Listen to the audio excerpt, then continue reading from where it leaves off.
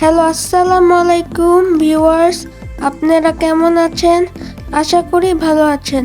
আমি আল্লাহর রহমতে ভালো আছি। নতুন একটি ব্লগে আপনাদের স্বাগত জানাই। আজকে ওয়েদারটা প্রচুর ঠান্ডা ছিল। আমরা বের হয়েছিলাম বাইরে একটু হাঁটতে। আমাদের এখানে জমি আছে, ওই জমিগুলো দেখেন কতগুলা গাছ। তারপর আমরা হাঁটতে বের হই। তারপরে আমাদের ওখানে অনেক আম গাছ আছে। এখানে আম হয় না, আগে হতো কিন্তু এখন আর হয় না, শীতকাল না তাই।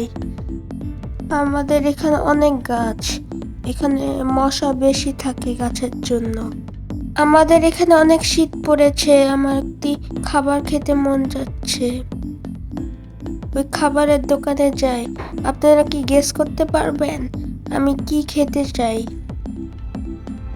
তারপরে খাওয়ার উদ্দেশ্যে বের হলাম, বাজারে যাচ্ছিলাম। তো শীতকালে আমার ঠান্ডার মধ্যে কি খেতে ভালো লাগে, গরম গরম, তাও আবার সেটা হচ্ছে হালিম। গরম গরম হালিম, এটা আমার একটি প্রিয় খাবার। শীতকালে বেশি খাই, রমজানে এই খাবারটা বেশি খাওয়া হয়। আমি ভাতই খাই না, আমি এটাই বেশিরভাগই খাই, তাই আমার মা একটু মন খারাপ করে। তারপর আমি তেলের দোকান থেকে তেল নিলাম, সরষের তেল। ওইটাতে আমার মা ভর্তা বানাবে।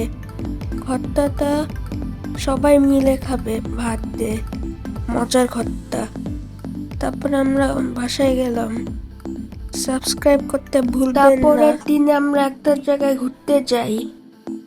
মনে হইলো আজকে বাইরে যাই, যেহেতু আজকে শুক্রবার। তারপর আমাদের ফ্যামিলি নিয়ে বাইরে ঘুরতে গেলাম এই দোকানে। তারপর আমরা একটা রেস্টুরেন্টে গেলাম। এই রেস্টুরেন্ট থেকে আমরা একটা কেক অর্ডার করলাম। কেকটা ছিল অনেক মিষ্টি, ফ্রেশ কেক। এটা কাপ কেকের মতোই, যেটা বলা যায়।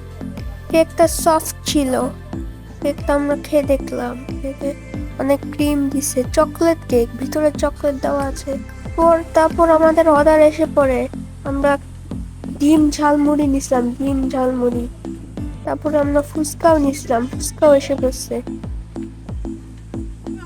আমি ব্লগের শেষে এসে পড়েছি, এটাই।